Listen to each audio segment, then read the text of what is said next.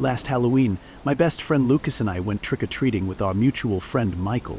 We decided to go through Michael's neighborhood, a wealthy area with large, fancy houses. It was fantastic at first, as every house was handing out king-sized candy bars. But about half an hour into it, a huge storm rolled in, ending our night early. We ran back to Michael's house for shelter. Michael's parents weren't home and weren't expected back for a while due to the storm. The wind howled and rain pounded on the windows, while flashes of lightning and loud booms of thunder filled the air. At first it was thrilling, but as the storm continued, it grew annoying, so we decided to find a quieter part of the house. Michael had a small private movie theater without windows and with soundproof walls. He put on a scary movie, though we could still hear the faint howling of the storm outside. About 20 minutes into the movie, Michael paused it. He claimed it wasn't scary enough and went to grab something better. And when he returned, he had a Ouija board, bragging that it was an old family heirloom, not just a Hasbro game. Lucas and I were skeptical, even though the board looked ancient. It seemed to be carved from a single log with tree rings visible, and Michael insisted that the planchette was made of crystal, not glass. Curious, we decided to try it out, sitting under the dim lights in the theater. We each placed our hands on the planchette, and Michael was the first to ask if any spirits were with us. Slowly, the planchette began to move, almost imperceptibly, toward yes. We laughed, each assuming someone else was pushing it. Then Michael asked the spirit to prove it was real. The planchette moved quickly, stopping at the number 3. Which made Michael laugh, mocking the spirit for pointing out there were 3 of us. But then, the planchette moved to 2, and held there briefly, before sliding to 1. At that exact moment, the movie started playing again on its own. We all jumped and pulled our hands back from the board. I accused Michael of using a remote, but he pointed to it, still resting on the armrest where he had left it. We were all uneasy, but Michael seemed especially frightened. He kept muttering about something being in the house. As we stared at the screen, a shadow began to cover the projection. It was the shape of a head, as though someone were standing in front of the projector. We turned around to check the theater, but nobody was there. Suddenly, Michael lost his composure. He stormed up to the projector, ripped out the power cord, grabbed the Ouija board and planchette, and headed to the front door. Lucas and I followed him outside, where we watched him throw the Ouija board into the garbage bin by the curb. Soaked from the rain, he brushed past us and disappeared into his room. Lucas and I retreated to the game room to try to distract ourselves. After a minute, Michael joined us, visibly shaken but beginning to calm down. We all sat in silence until we noticed something unnerving. The door to the theater was wide open, and we could hear the faint sound of the movie playing again. Together, we cautiously made our way back to the theater. Walking down the narrow hall beside the seats, we turned the corner and froze. Sitting in the first row was an old woman in a nightgown, her hair dripping wet as though she had been outside in the rain. She looked at us and smiled, her face worn and wrinkled. He screamed and ran out of the theater. Michael shut the door and barricaded it with a foosball table. Then we went through the house, turning on every single light. When Michael's parents finally returned, we told them about the old woman in the theater, but when they checked, no one was there. However, the seat she had been sitting in was still damp. Michael's parents scolded him for throwing away the Ouija board, but when his dad went to retrieve it, he found it back in the game closet where it belonged. They thought we were just trying to scare them, but we knew the truth. Since that night, Michael refuses to enter the theater, convinced it is now haunted by the spirit of his great-great-great-grandmother, the original owner of the Ouija board. and the woman we saw in the theater that night.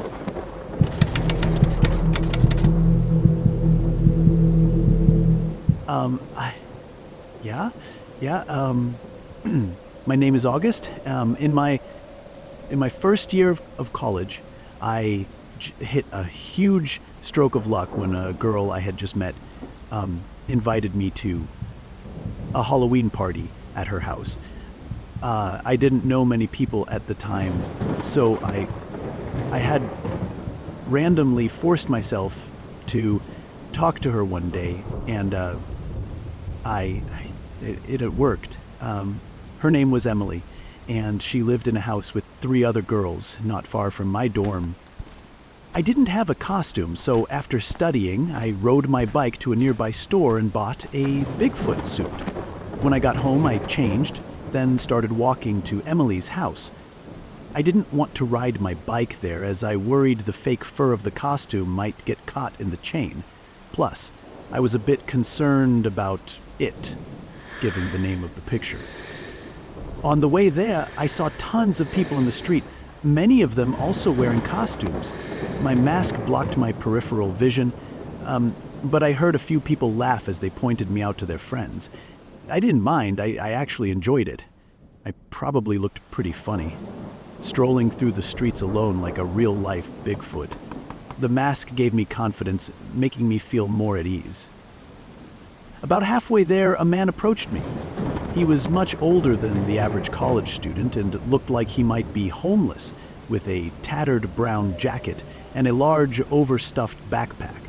I assumed he was going to ask for money, but instead he introduced himself as Jason. Trying to be polite, I told him my name, hoping it would end the conversation quickly. But instead, he started asking about my night, where I was going, if there would be girls at the party.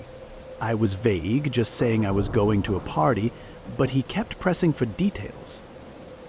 Eventually, I grew fed up and tried to walk past him, but he grabbed my shoulder and laughed, suggesting we should go together as friends. I firmly told him to leave me alone and walked off quickly. I didn't want someone like him tagging along to my first college party.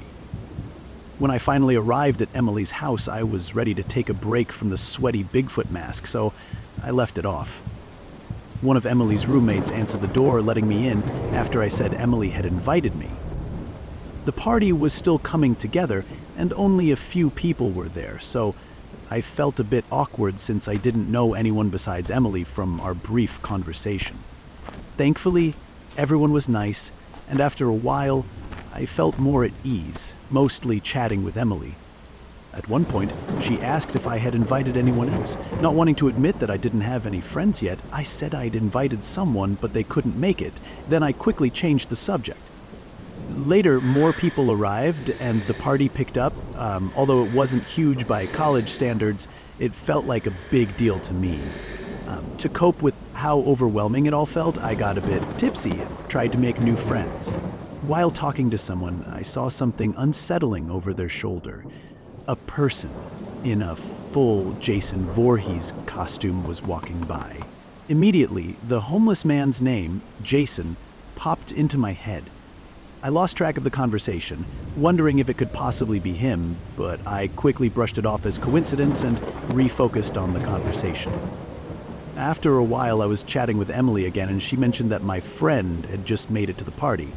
Confused, I asked her what she meant. She said her roommate let someone in who gave my name as the person who invited him. Panic set in as I scanned the room, but I couldn't find him. Just as I started to calm down, a girl screamed from one of the bedrooms. Everyone stopped talking, the music cut off, and people began crowding around the door, which was locked. Inside, a man was shouting aggressively, making us fear the worst. Suddenly, the biggest guy at the party kicked the door open. Everyone braced for a confrontation, but we all froze at the sight before us. Pieces of costume littered the floor, and a woman on the bed covered herself with sheets.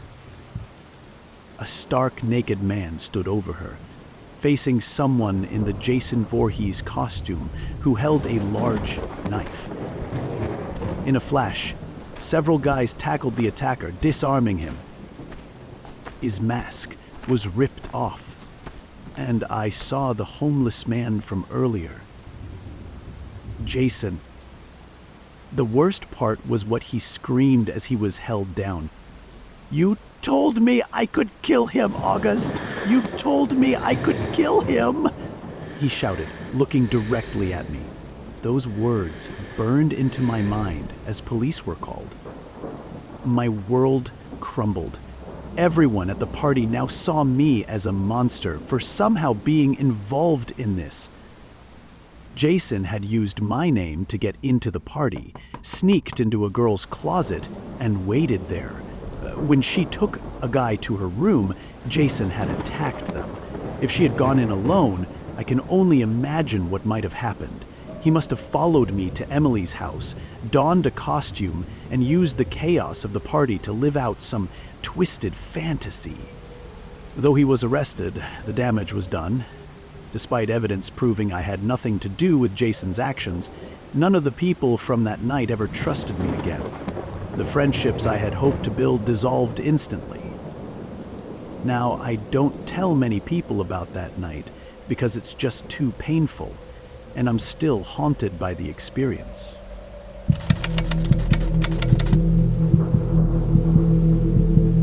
I never understood the hype around Halloween.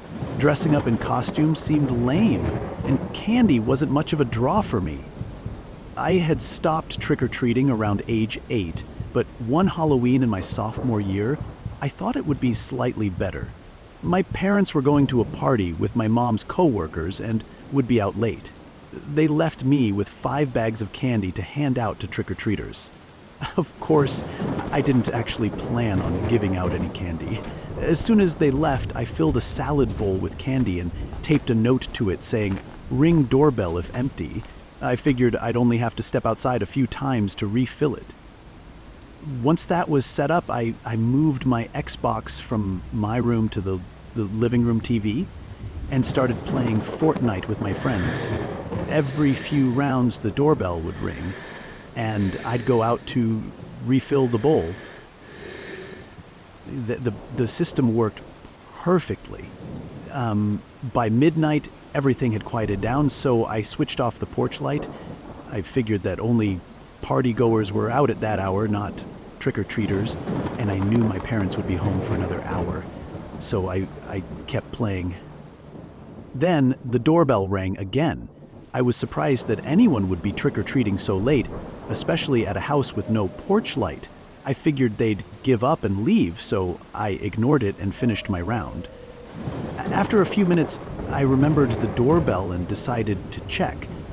When I opened the door, I was shocked to see that it wasn't kids on the porch, but 3 adults wearing creepy clown masks. The clown in the middle said, "Chicka-ching," and in a sinister tone. For a second, I thought about going to get the last bag of candy, but then I saw that there were still a couple of handfuls left in the bowl. I pointed this out, but they said that wasn't what they wanted. When I asked what they were after, they replied that they wanted either my dad the trick or my mom the treat. Confused, I blurted out that my parents weren't home and instantly regretted it. The clown in the middle turned to the others and said, "He's all alone." Panic surged through me as I slammed the door and locked it. My mind raced with what to do. I had just told 3 strange adults in clown masks that I was alone at 15 years old. The living room curtains were wide open and I didn't even know if all the windows were locked. I wondered if they had been watching me, maybe even the whole night, observing my routine. I resisted the urge to call the police right away, but I did tell my friends I had to leave the game. After closing the curtains, I took my Xbox back to my room, knowing I couldn't be distracted by it. I only had about an hour before my parents were due home, but they could arrive at any moment. I sat in the living room with the TV on low for a few minutes, listening for any sounds. At first, everything was quiet, but soon I thought I heard footsteps around the outside of the house. I couldn't tell if I was imagining it or not, but I was on edge. Finally, I saw headlights and heard a car pulling into the driveway. Relieved, I slipped back into my room, wanting it to look like I had gone to bed on time. After a long night of gaming, I was exhausted and fell asleep quickly. I was half asleep when I heard footsteps in the hallway. Assuming it was one of my parents checking on me, I didn't worry. The door clicked open, but instead of closing, it slowly opened wider. I saw the silhouette of an adult standing in the doorway, but something was wrong with their head. I mumbled, "Hello?" but there was no response. Concerned, I reached for my phone and shined a light at the doorway, and screamed when I saw a man in a clown mask staring back at me. The other two clowns appeared behind him, their masks just as terrifying. I screamed for them to leave, but they didn't budge. Then I heard the faint sound of another car pulling into the driveway. I thought they would run, but instead the clown in the middle leaned in and said, "Looks like your parents are home. Your mom's a treat, isn't she?" After he said this, the other two clowns walked away while he moved closer to me. I jumped out of bed trying to escape through the window, but he grabbed me before I could open it. I kicked and clawed at him, managing to rip his mask off. He was momentarily startled, and in that split second, I opened the window and jumped out, running around the side of the house to my parents' car just as they were parking. I banged on the door, and my mom opened it, allowing me to jump inside. I begged them to leave, telling them they were intruders in the house. My dad immediately reversed out of the driveway and sped down the road. My mom called the police while we circled the block, not daring to stop until the police arrived. By the time they checked the house, the clowns were gone. Apparently they had picked the lock on the back door after I'd gone to bed, and when I heard the car pulling in, I had assumed it was my parents returning. It's a miracle I escaped when I did, and was able to warn my parents before they had to confront those men. We never heard from the intruders again, but that night left a permanent mark. We still live in the same house, but now we're more cautious, especially about answering the door for strangers. The whole experience has only deepened my dislike of Halloween.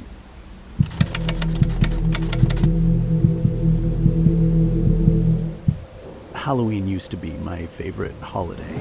I loved eating too many sweets, though lately I'd been trying to eat healthier, especially after what happened last year when I went trick-or-treating.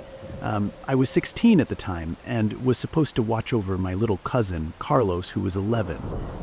Carlos lived about a mile away, and his parents didn't want him trick-or-treating alone in his neighborhood, which was considered less safe. They dropped him off with me so we could go out together. We spent about 2 hours trick-or-treating all over my neighborhood and had made it to the outskirts of Carlos's area when I decided to hit one last house before taking him home. We walked up to the porch and knocked, and instead of the door opening, the porch light switched off. There were no lights on inside the house, and with that exterior light gone, I realized how eerily dark the street felt. I took it as a sign to leave. Just as I turned to go, the door swung open, and a man in a Scream costume appeared. I could only see the ghostly mask, his body hidden in the darkness. Something felt off. But Carlos stepped forward and said, "Trick or treat," holding open his bag. I followed, trying to keep calm. The man placed a couple of candy pieces in each of our bags, then asked if we wanted more. I declined, but Carlos stepped forward eagerly. I put my hand on his shoulder, gently holding him back. The man insisted, asking Carlos to come closer. When I told Carlos not to, the man suddenly grabbed Carlos's arm, trying to pull him inside. Instinctively, I ran forward and punched the man in the face, knocking him back. He laughed and told me to get up and run. Terrified, I sprinted toward my house, hoping to distract him from going after Carlos. The man followed me for several blocks, taunting me about how slow I was and that he could catch up whenever he wanted. My legs felt like they might give out at any moment, and I knew I couldn't keep running. When I finally turned around to confront him, no one was there. The street was empty, all the trick-or-treaters long gone. Still, I couldn't shake the feeling that someone was nearby. Exhausted, I stumbled home. When I reached my door and fumbled for my keys, a chill ran down my spine. I glanced behind me, but no one was there. I went inside and immediately called Carlos's parents to make sure he got home safely. Thankfully he had, though they scolded me for letting him walk alone. After I hung up, I heard a knock on the door. A wave of dread washed over me as I peeked through the peephole, but no one was there. Not wanting to disturb my parents, who were asleep, I quietly went around the house, locking all the doors and windows. I peeked outside, and each time I thought I caught a glimpse of that ghostly scream mask, either in the backyard or across the street. Every time I did a double take, it was gone. I thought maybe I was just being paranoid. Unable to sleep, I stayed up in the living room, trying to relax. After a while, I heard a strange rattling sound coming from the half bathroom. I cautiously flipped on the light, but the noise stopped. Turning the light off, I waited to see if it would happen again, but eventually I began to feel sleepy. It generated close to 10 feet between us, and my movements stopped 10 feet short. Before heading to bed, I went to the half bathroom one last time. When I opened the door, I felt a rush of cold air. My heart dropped as I realized the window was open. I rushed over to close it, but froze in horror when I saw a scream mask on the ground staring up at me. I quickly slammed the window shut and locked it. Once again, I quietly checked each room, making sure I was alone. Nothing seemed out of place, so I headed to my bedroom. As I slid my hand along the wall to find the light switch, I felt a hand grab my wrist and yank me to the ground. I was pinned down, feeling the cold edge of a knife pressed against my throat. A familiar voice whispered that if I screamed, he would contract my body. I begged him not to hurt me, apologizing for hitting him, but he told me it didn't matter because I was already dead. He moved the knife away from my throat, and I felt him winding up to stab me. I let out an involuntary scream, and the knife plunged into the floor right next to my ear. He called me a coward and then vanished. When my parents found me, I was curled up on the floor, crying. I was a mess. Since that night a year ago, I've been haunted by nightmares of him returning, but it also motivated me to get in better shape to defend myself if it ever happens again. The police never found anyone living at that house. It was supposed to be vacant, but the man had broken in, likely just to have a place to capture a victim. I'm grateful I was able to save Carlos, but I will never forget that night.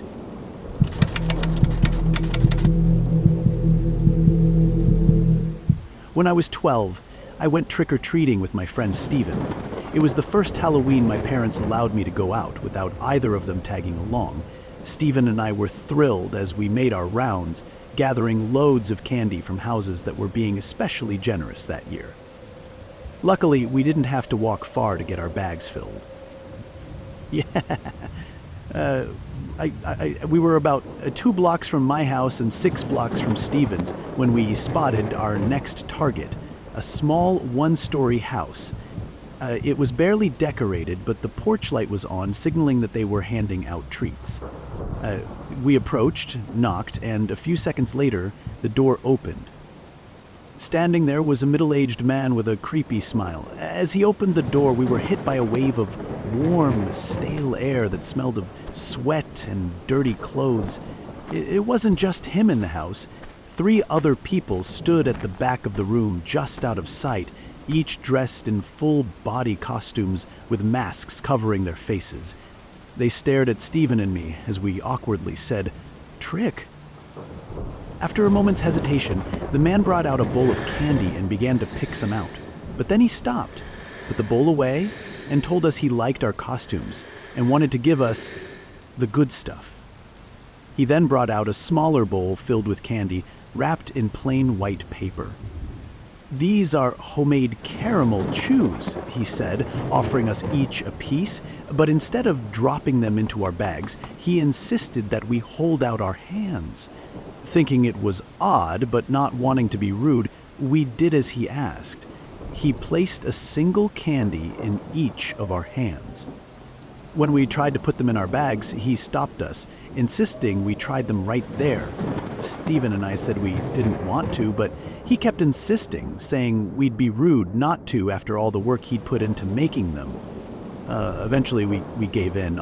The flavor was okay, but they were weirdly salty. So, trying to be polite, we both lied and said they tasted great. That was our mistake. The man then invited us inside, saying he wanted to show us how he made the candy. We both instantly declined. That's when I noticed that the 3 masked figures in the back of the house had disappeared. I heard a screen door slam shut from somewhere around the side of the house. The man continued trying to persuade us to come inside, even placing a hand on Stephen's shoulder. Stephen quickly brushed it off, and we were about to turn and leave, but it was too late.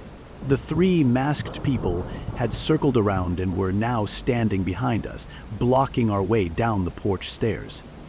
They inched closer, forcing us toward the man, who continued to try pulling us inside.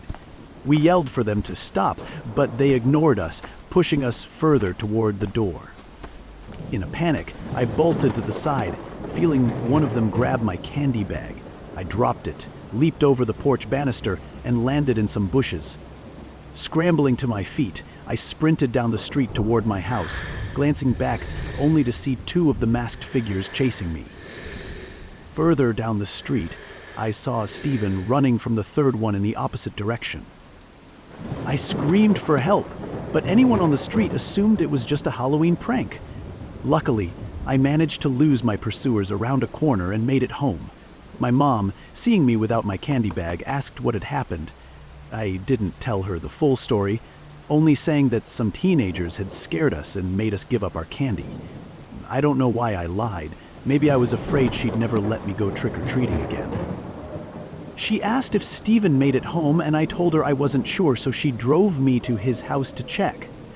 Thankfully, Stephen had also made it back unharmed. My mom offered me some of the leftover candy we had at home, but by then I wasn't in the mood. I felt strange, exhausted, and like I was coming down with something, so I went straight to bed.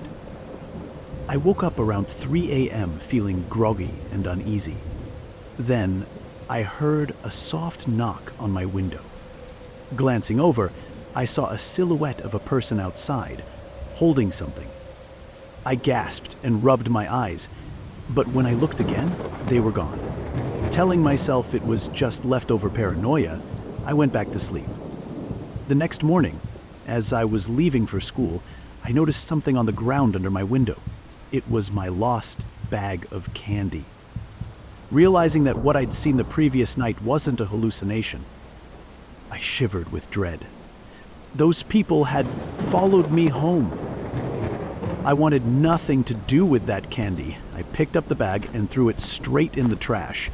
For the next 6 years, until I moved away, I avoided that man's house. I've always tried to block out whatever twisted plans they had in mind for us, but I still get flashbacks. Looking back, I believe the candy was laced with something to make us drowsy. Stephen told me later that he'd felt the same way I had after eating it. I shudder to think about what could have happened if we hadn't managed to escape.